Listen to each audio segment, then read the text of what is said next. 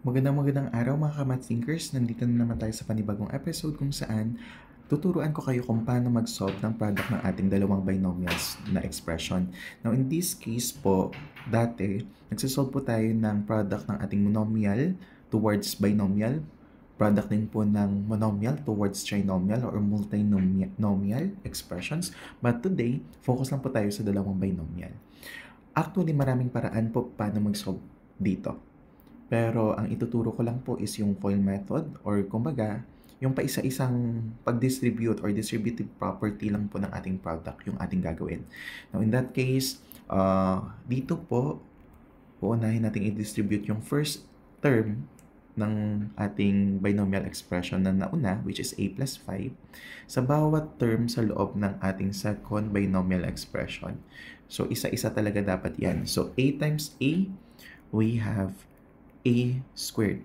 Alam naman natin na ikakopy lang po yung parehong variable and then yung kanilang exponent will be added. Now, in that case, next naman po is a times positive 6. So, plus 6a po tayo. Dinidikit lang po siya. And in that case, ang next step naman po is yung second term naman po, yung i-distribute natin sa bawat term ng ating binomial expression dito sa ikalawa. So, 5 times a, we have 5a. And 5 times 6, we have positive 30. Now, in this case po, as you notice, may pareho pong a dito na variable. Pareho po yung variable nila. So, since pareho po yung kanilang variable po, we can simplify pa yung expression natin in its simplest form.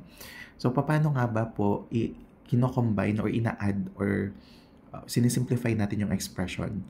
So, gagawin lang po natin is to follow the algebraic operation na meron po tayo. Since addition po yung ating operation, so i-add lang po natin. Ano yung i-add?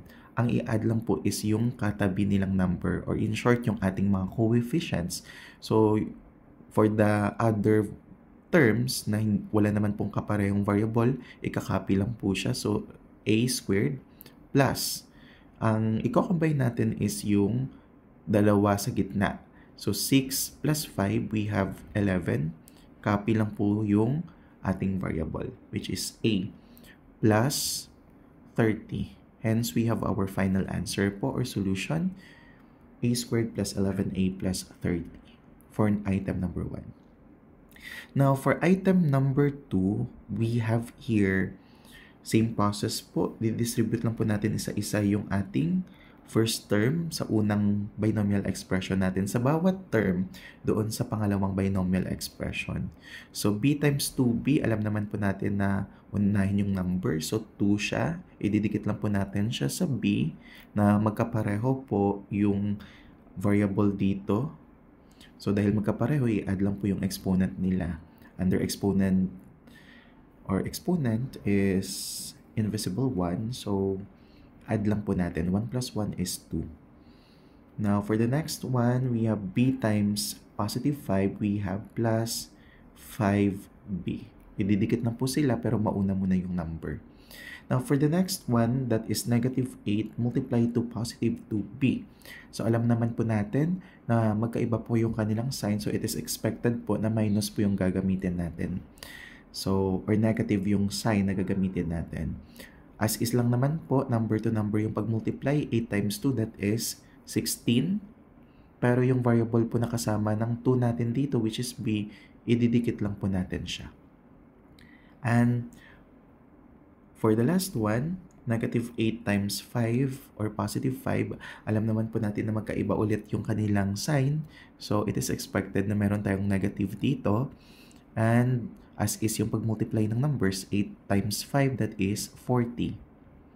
Now, we all know na wala naman pong kaparehong variable yung b squared natin. So, copy lang po natin yan yung term na yan. So, 2b squared. Pero yung b dito, may parehong variable tayo dito sa pangatlong term natin. So, pwede natin silang i-combine. But, we need to consider the operation which is subtraction. So, 5 minus 16, that is negative 11 po. So, copy lang po yung variable b. And that simply tells us that we already simplify or combined the two expression or the two terms here. Minus 14 na lang kasi wala naman pong kasama yung negative 14 natin na constant value. So that will be our final answer for item number 2. For item number 3, okay, same yung process natin. Isa-isahin natin. Ayan. So 7c times 5c, that is equal to, number to number tayo, that is 35. Then yung variable, pareho yung variable natin. So ikakopy na natin yung variable c, then add their exponent. So 1 plus 1, that is 2. Next naman po, imumultiply natin yung 7c sa second term, which is negative 9. So, alam naman natin na magkaiba yung kanilang sign, so that will be negative. And number to number po tayo, 9 times 7, that is 63. Copy lang po yung ating variable c. Okay? Now, the next one is yung ating second term. Imumultiply natin isa-isa din po. So, 4 times 5c. 4 times 5c, that is positive 20c. And 4 times negative 9, that is negative 36. Okay? Negative 36. Now, in this case, all we need to do is for us to combine the same term. Again, pareho lang po yung tawag natin sa term na yan if pareho yung kanilang variable na kasama. So, c dito, may c lang dito. So, pareho yung variable na yan. So, we can just simply combine them. And the operation is addition. So, we have 35c squared minus 63c plus 20c. So, if we try to combine them, that is negative 43c. Copy lang po yung variable pag nagko-combine tayo. Then minus 36. And that will be our final answer. For those who are